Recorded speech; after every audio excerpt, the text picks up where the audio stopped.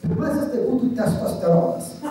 Lėtėjančios jėgainės turbinos vis mažiau begamina testosterono, serotonino, o ir enzinų. Tuštėjančiose kūno talpyklose vis mažiau belieka tikrojo